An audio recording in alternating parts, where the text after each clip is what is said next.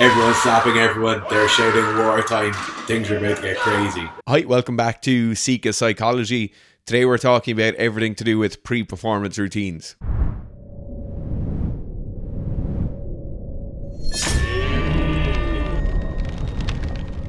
So a pre-performance routine is a series of actions and behaviors that you do before you perform a skill. So if you're a rugby place kicker, you will have a certain set of actions you do before you take each kick to make it as consistent and as effective as possible. Same way, if you're a powerlifter, before you squat, you do certain things. If you're a weightlifter, before you do a snatch or a clean and jerk, you set up in the same way every time. There's been a lot of research done on pre-performance routines in both closed and open skill sports. So everything from kind of basketball free throws, where there's no real changing of the parameters, all the way through to kind of race car driving or bobsledding and weightlifting. So what we're going to look at today is what you need to put in your pre-performance routine. You've probably never even thought about this, right? Your coach might have given you some cues. You might just have those coaching cues in your routine, and the rest of it is all kind of just habits you've built up. We're going to be quoting a few pieces of literature today. So some of the studies we'll look at are a Cotterill et al. Paper in 2010. That's mainly looking at the pre-performance routines in elite level golfers. We're also looking at a Foster paper, so Foster et al. From 2010, a Masango and Mullen Grant paper from around the same time as well. So all the links to those papers are going to be in the video description. If you have specific questions about these papers, do reach out to me, do ask in the comments below. That would be absolutely great. And we'll get into it. Right, so what's a pre-performance routine? A pre-performance routine, as I said earlier, it's a combination of behaviors and actions that take place before you perform a skill. So that's what a pre-performance routine is. Why would you use a pre-performance routine, or why is it something as athletes we should be focusing on? So reason number one is pre-performance routines help us to kind of take away that performance decrement that often comes from high pressure situations. So when an athlete is in competition or under pressure, there's often an associated performance decrement. This can come in the form of choking, but it can come also in other forms. So it's basically when the pressure comes on, somebody's not able to quite handle it, and a normal kick or a normal lift that would be run of the mill in a training environment now becomes much more difficult. The way it does this is twofold. The first one is detraction of noxious stimuli. So basically cutting out all noxious stimuli that aren't important. And the second way is it allows us to increase concentration on important stimuli. So if that's things like weather conditions when we're taking a kick, if that's things like proprioceptive feedback as we're lifting a barbell, all of these things the pre-performance routine will allow or enhance our ability to perceive them, and the non-important things will be kind of pushed out to the side. In my introduction, I spoke about this being a combination of cognitive and behavioral elements, right? The pre-performance routine is also a combination of physiological and psychological elements. So in the same way, when I'm setting up for a snatch, I might be gripping the bar and I could be squeezing my shoulders back. That could be a combination of a psychological cue for me, so I understand that having my shoulders back and my chin up is going to be a good position for me once the barbell passes my knees. But it could also be a physiological cueing, so that tightening or that pre-tightening of a muscle before I pull myself off the ground is actually going to put me in physically better shape when I carry out the skill. So now that we understand what a pre-performance routine is, we kind of understand why we might do it or some of the positives of doing it. What will your pre-performance routine look like? There's the thing we mentioned earlier, and that's a closed skill or an open skill. So a closed skill is something like playing darts. It's something like the free throw in basketball, where parameters don't really change. It's very, very consistent from one to the other. Our closed skill pre-performance routine is going to obviously be incredibly consistent. We won't have any change really from training to competition because the parameters are so similar. So if I am a darts player and I might have something like elbow pointed at the target, I might be lining up the point of the dart with a certain area on the wall in front of me, and I might have a single thought or I might have a mantra that I would say as part of my pre-performance routine. None of these conditions will really change when I go from a training environment to a competition environment, or when I go from a competition environment of low stress, so maybe a pool game through to a competition environment of high stress, so like a final or a playoff. The difference between closed skills and open skills when we look at pre-performance routines is there's a degree of variance that comes in with an open skill. So an open skill will be something like the rugby place kick. We have different areas on the pitch, so I might have to put less or more force into a kick. I can have weather conditions, I can have different environmental factors such as pitch surface, which will all change my force needed, the speed I'll need to run at the ball, the contact time and my follow through time. So all of these things change when we go from a closed skill to open skill, and likewise our pre-performance routine will change. As an kind of interactive piece now, I just want you to think about whatever skill it is you're doing, and the first thing I want you to do is just see, is it closed or is it open? So do the parameters really change or do they not change so much? Is it similar to a bobsledder going down the same track for the 20th time this week? Or is it something like a putt on a golf green where the distance of my putts have all changed? Once you've figured out if it's closed or open and how much variance you're going to allow for in your pre-performance routine, the next thing you're going to look for is certain physiological cues that are important for you carrying out your skill. An example of this physiological cue is like one I used earlier. Like, are my shoulders going to be pulled back if I'm talking about a setup position for a snatch or a clean and jerk? If I'm going to do a heavy deadlift, am I thinking about something like getting my hand wrapped the entire way around the bar? Am I thinking about an elbow being fully extended? Once we've looked at our physiological cues, a really good check for me would be if I'm working with a coach or if I'm self-coached and I take journals, I will look through one of my training journals, preferably the most recent one you would have, and I'll look for cues I have around the setup.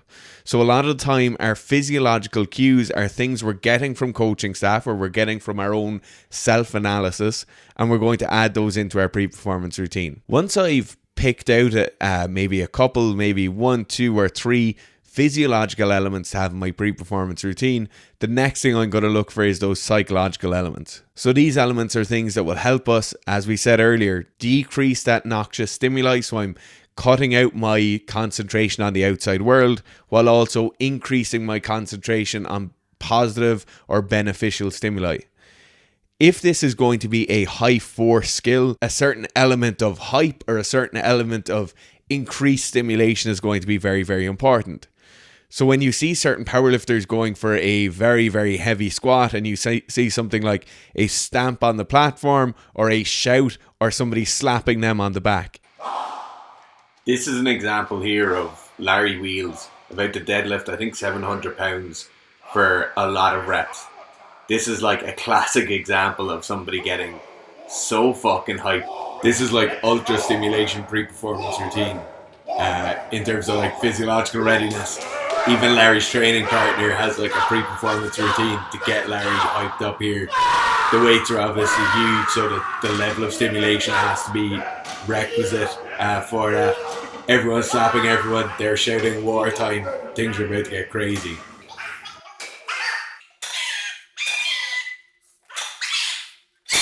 The papers which are really good to look into around this, mainly for kind of open skills or even just for athletes in general, would be that Cotterill paper and the Masango Mullen Grant paper.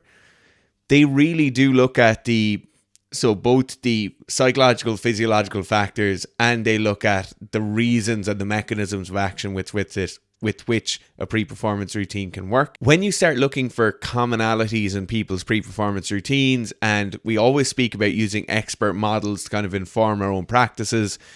So what do the experts do with their pre-performance routines that we could probably bring into ours, or that might be beneficial if we brought into ours? Probably a good point to note here is I did my undergraduate study focusing on this in my final year. I looked at this particularly in weightlifters, and weightlifters of like the highest level I could find in Ireland. So people who currently competed for the national team, or people who had a national record or were the current national champion in their weight class.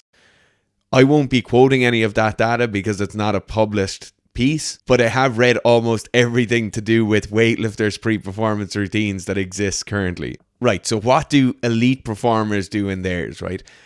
One of the first things is a point of focus. So this is particularly for people lifting in competition. This is done by both weightlifters and powerlifters. So people in competition will often look for a point of focus. That might be something on a wall behind the crowd. It might be something at the back of a squat rack or a monolift, but they're looking for a visual point of focus or a person in the crowd that they're looking for. This falls in very well with a study done by Whitehead et al. In 2014, where they talk about this point of focus and it being a really essential part of a lifter's pre-performance routine. So if you're somebody now who is learning to snatch, or you're getting coached how to do a snatch, a clean and jerk, a deadlift, a squat, whatever it is, or you just like going to the gym, point of focus might be something to add into your pre-performance routine to make it more effective for you. Another thing that often pops up in people's pre-performance routines is this feeling of memory or feeling of previous experience. So it might be the attempt you've just done at a lower weight. It might be the attempt you did at this weight a year ago, but it's this feeling or this kind of preloading of a feeling that we've already had from past experience. This ties in nicely with the psychological silo here, because in keeping with the memory theme, we could also have a memory of a mental image. So we might have never experienced lifting this weight before, but what I have done is I've experienced it through mental imagery, and that often tends to be in the pre-performance routines of relatively elite or of at least highly skilled practitioners. The last piece then, and this goes for almost every sport, we usually do see a self-talk element in a pre-performance routine. So that self-talk element is something, usually a piece of positive self-talk. This can be like an example of somebody shouting, "Come on!" It could be somebody shouting. It could be the stamping or clapping before they go to carry out a skill. In the case of a more closed skill, or in the case of a skill that's less physiologically demanding but more psychologically demanding, this self-talk will usually be a mantra in their own head. So it might be split the posts in half. It might be the hole is a bucket, the ball has to go into it. So these are usually focusing on positives. They're usually in the first person. So it's dealing directly with this situation, and it tends to be said as a mantra. It is a single discrete piece of self-talk that will increase stimulus or increase concentration on the task at hand and should bring about that increase in performance. If you've just watched this video and you want to get the performance enhancements effects of a pre-performance routine, the first thing I would say is go look at what your pre-performance routine is right now. Check and see and make sure you're kind of going along with what the literature says. So do I have physiological and psychological components here? Do I have too few or too many elements in my pre-performance routine? And most of the literature would kind of say somewhere between 3 and 6 elements in our pre-performance routines. The last thing I would look at then is, am I including the things that elite performers include? So am I looking for that positive self-talk? Am I excluding distractive stimulus? Am I including positive or beneficial stimulus? Am I drawing on past experience to increase my performance now? And then the last thing is, are those appropriate coaching cues or those appropriate physiological cues being brought into my pre-performance routine effectively?